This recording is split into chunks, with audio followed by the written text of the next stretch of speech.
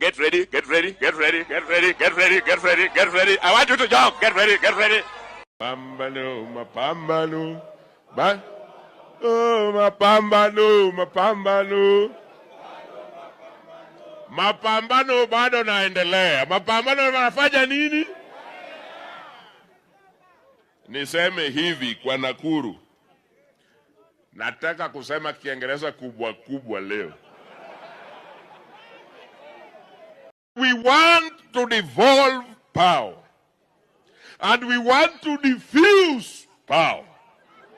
And we want to rearrange power. Oh, mapambano, mapambano. Mapambano, mapambano. Are you ready? Are you ready? Are you ready?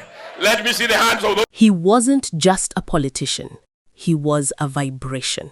In the chaotic theater of Kenyan politics, where voices often drown in the noise, one man's roar could silence a stadium. Gerald Otieno Kajwang. To the elite in the Senate, he was a sharp-witted legal mind. But to the man on the streets of Kisumu, he was the people's watchman. For nearly 2 decades, he carried the hopes of a movement on his shoulders. With a fly whisk in one hand and a microphone in the other, he turned political rallies into revival meetings. But in November 2014, the music stopped. A man who seemed invincible, a man who spent his final hours fighting for justice on the Senate floor, was gone before the sun could rise. They called it a heart attack, but in the villages of Mbita and the corridors of power in Nairobi, the whispers told a different story. Was it a natural end or a calculated silence?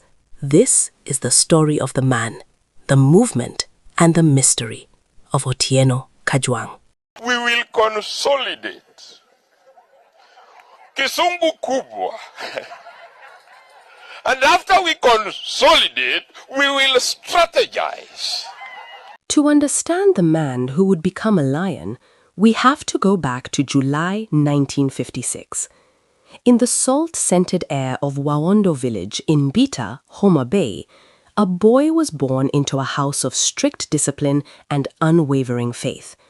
He was named Gerald Otieno Kajwang, the son of David Ajwang Nyakwamba and Dorcas Akumu Ajwang. His father was a pillar of the Nyanza community, a respected teacher and a devout Seventh-day Adventist elder who believed education was the only ladder out of poverty. Young Otieno was a quiet observer of his father's leadership. He watched how a single man, standing behind a pulpit, could command the attention of hundreds. This early exposure to the SDA preaching style became the blueprint for the political giant he would eventually become. Schooling for Otieno Kajwang was never peaceful. He was a brilliant student, moving through Maseno School and Bita High before landing at the University of Nairobi in the late 1970s.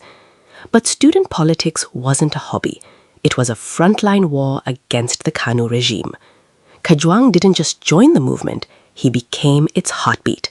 Alongside figures like Mukisa Kitui, he led maandamano against the government. This activism led to his expulsion in 1979. Undeterred, he crossed the border into Uganda, finding refuge at Makerere University. He often told stories of hitching rides on sand lorries to reach Kampala. He returned to Kenya, graduated from the Kenya School of Law, and by 1984, he was admitted as an advocate of the High Court. Before the honorable tag, he was counsel, but his legal career was anything but smooth. Between 1999 and 2006, Kajwang faced a series of brutal disciplinary battles with the Law Society of Kenya, LSK. He was actually struck off the roll of advocates 9 different times. The allegations were serious: professional misconduct and misappropriating clients' funds. In one famous case in 2004, he was accused of issuing a bouncing check to a client. His critics painted him as a rogue, while his supporters saw it as a system attempt to bankrupt a vocal opposition voice. He spent years in legal limbo, barred from practice, until a High Court order in 2012 finally reinstated him, on the condition that he practice under supervision for 2 years. This bad boy reputation in the legal world only added to his legend. He was the man the authorities couldn't keep down. In 1997, he traded the courtroom for parliament, winning the Beta seat. His political career was defined by his unbreakable bond with Raila Odinga. Kajwang wasn't just a supporter, he was the general. When ODM was born, he became its soul, coining the Bado Mapambano clarion call. He could turn a dry political strategy into a war cry that people felt in their bones. In 2008, he was named Minister for Immigration. He famously waived fees for lost IDs, arguing that poor Kenyans shouldn't be taxed for their identity. He was the people's minister, but his higher profile brought even fiercer rivalries, most notably with Aden Duale, who accused him of corruption in the issuance of passports, claims Kajwang dismissed as a desperate witch hunt. Sasa Duale, kama ni treason, mimi nasema sahi. Nikitoka hapa shika mimi. Saba saba. Na nataka useme saba saba. Saba saba. Saba saba. Saba saba. Saba tukitoka hapa Duale shika mimi na wote. Away from the noise of the bunge, Otieno Kajwang was a man of simple, sometimes hilarious habits. He was a die-hard Arsenal fan. He didn't just watch the games, he lived them. He once joked on social media that if Arsenal didn't improve their defense, they would give him high blood pressure long before their political rivals ever could. He was a man of the people in the truest sense. While other ministers were eating in five-star hotels with heavy security, Kajwang was famous for stopping at roadside kiosks. He would sit on a wooden bench, eat a plate of ugali and omena, and talk to the locals like he was just another villager. He had a massive appetite for life, laughter, and good food. He didn't care about the optics, he cared about the connection. His personal life was full of the same charm that won over crowds.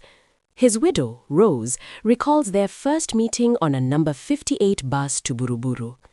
She was a young woman living with her sister, and she noticed this tall, dark man with very white teeth.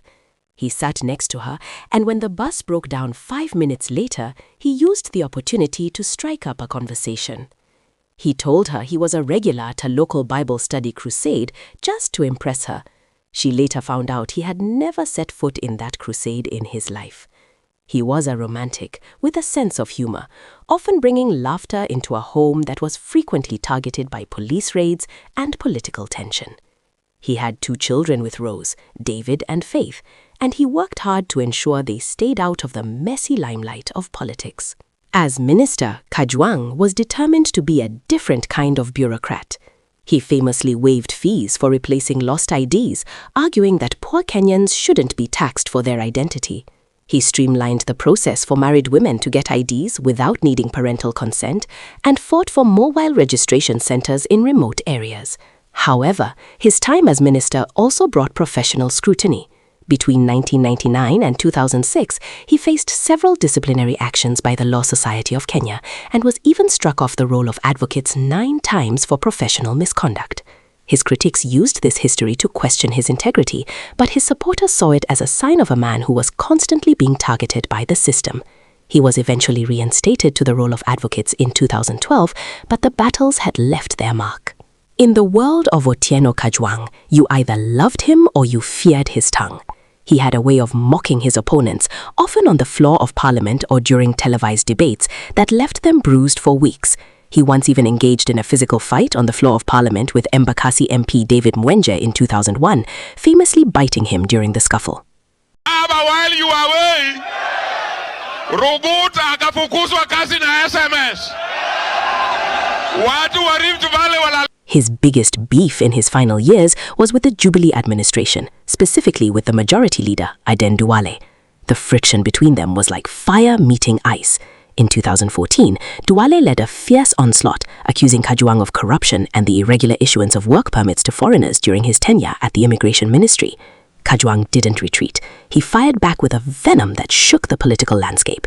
He gave Duale a 3-day ultimatum to substantiate the claims, calling it a political witch hunt designed to silence him.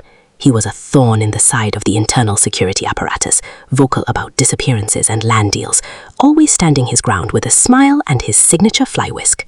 In 2013, he became the first senator of Homa Bay. He remained a thorn in the side of the Jubilee government, mocking their policies with his signature fly whisk in hand.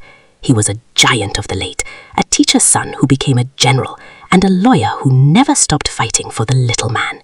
Through every expulsion, every legal battle at the LSK, and every heated beef in Parliament, Otieno Kajwang remained authentic. He lived with an intensity that suggested he knew his time was precious. He didn't just participate in the Mapambano, he was the Mapambano. And as long as his song is sung, the spirit of the people's watchman continues to roar across the hills of Nyanza. Ati chief of police alisema saa 6 ati tukikuja hapa ati hakuna siasa. Alifikiri tukifika hapa tutaseme nini? Ati Kimaya anasema tukikuja tononoka ati hakuna siasa. Ati siasa ni incitement. Anataka tukuje tononoka tuseme nini? Ikibamba sana watu. Sasa nasema siasa moja. Kwa Kimaya nasema hivi. Old dogs don't learn new tricks. Kama wewe ni polisi ya Moi na ulifanyia Kibaki na ukafika mpaka hapa, an old dog aende nyumbani. On Tuesday, November 18, Otieno Kajwang was exactly where he loved to be, in the thick of a fight. He spent the afternoon on the floor of the Senate debating the controversial police bill. He was loud, he was funny, and he was full of life. He even told his close friend Moses Wetangula that he had done his job for the day and they would catch up tomorrow. But those close to him noticed a slight shadow. Though he was vibrant, he had been involved in a minor car accident the previous Friday in Homa Bay. Raila Odinga had even advised him to go for a scan, but Kajwang, the resilient general, laughed it off and kept campaigning. He arrived at his home in Runda that evening, but by 9 p.m. the atmosphere shifted. He started complaining of sharp chest pains and difficulty breathing. The drive to the hospital was a race against time. Strangely, he was driven past several major hospitals close to Runda, like Aga Khan and MP Shah, to be taken all the way to Meta Hospital in South B. When they arrived, he was still conscious. He actually walked out of the car himself. But within minutes of entering the emergency room, his heart stopped. At 11:34 p.m., the man who sang of a struggle that never ends had fought his last battle. When the chief government pathologist, Dr. Johansen Odua, and the family's doctor, Professor Emily Rugena, opened their report, their natural causes narrative began to crack. The official cause was listed as a myocardial infarction, a heart attack, brought on by a narrowed heart valve and high blood pressure. But it was the other findings that fueled the conspiracy theories. The broken ribs. The autopsy revealed that Kajwang had 4 broken ribs on his left side, along with 2 chest fractures and a dislocation. The official explanation was the minor car accident from 4 days prior. But supporters asked, how does a man with 4 broken ribs and a fractured chest stand in the Senate for hours, shouting and debating with such energy, without showing a single sign of pain? The corroded stomach. This was the most chilling detail. Pathologists found massive erosion and a strange reddening of his stomach lining. In the streets of Kenya, corroded stomach is code for one thing: poisoning. The hidden samples. Because the local results were inconclusive regarding the stomach erosion, his blood and tissue samples were secretly flown to the University of Pretoria in South Africa for advanced toxicology. The public was told this was for microscopic testing, but many believed it was because the local labs were under pressure to hide the truth. The autopsy failed to explain why his heart was enlarged if he hadn't been on chronic medication for it. Years later, whispers emerged in some investigative circles, reported by the Nairobian, suggesting his cardiac arrest might have been triggered by traces of sildenafil citrate, Viagra, which can be fatal for someone with undiagnosed heart issues. This was never part of the formal government report, leading many to believe it was a moral cover-up to protect his legacy, or a distraction from the poisoning fury. The biggest hidden detail remains the gap in time. Why was he driven so far to a specific hospital? Why were the results of the South African toxicology tests never given the same public fanfare as the initial heart attack announcement? The silence on those specific chemicals left a void that the people filled with their own dark suspicions. His funeral was a sea of orange, the color of his ODM party. Thousands of mourners descended on his Waundo village in Beta. It wasn't just a burial, it was a political earthquake. Raila Odinga arrived dressed in full Luo traditional mourning regalia, a colobus monkey skin, a shield and a spear, signaling that he had lost a warrior, not just a colleague. The air was thick with tension. High-ranking government officials, including the president, stayed away, sensing the hostility of the crowd. As they lowered his casket at 4:05 p.m., the Mapambano song was sung one last time. But the voices were different. They weren't singing for a political win anymore. They were singing for a man whose death had become as loud and as controversial as his life. While you are away, Ruguta akafukuzwa kazi na SMS. Watu wa Rift Valley walale. Kwa sababu saa ingine unaweza patiwa jukumu kubwa mpaka ujui hata kazi yako ni gani. Sasa Duale, kama ni treason, mimi nasema sahihi. Nikitoka hapa shika mimi. 7-7. Na nataka useme 7-7. 7-7. 7-7. 7-7. Saba tukitoka hapa Duale shika mimi na hao wote.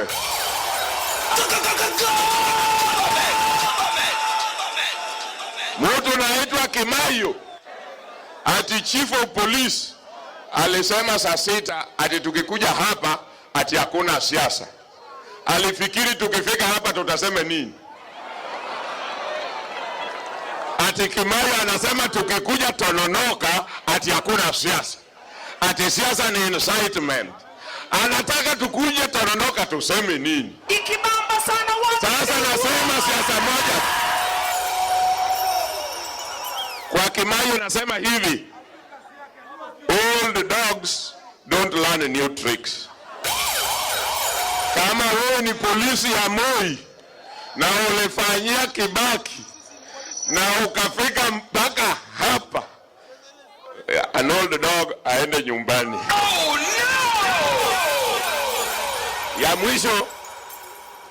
Ya mwisho Raila, Uhuru aliweka kwa headline.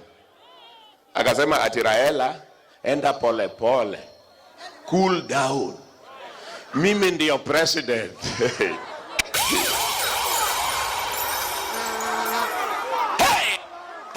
Kwanza Uhuru ajue, we are not cooling down any soon. In fact, it might get hotter. Jikoni itakuwa hot. Uhuru, kama if you don't want to cook, get out of the kitchen.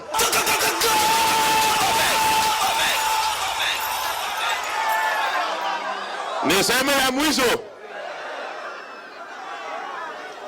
Na hii inasema kwa Kiingereza. IBC as presently constituted cannot preside over a free and fair election. It must be disbanded and be restructured in a dialogue of the people of Kenya. Na ukikataa tutakutana na tutakanyagana. Wapwani oriti huru.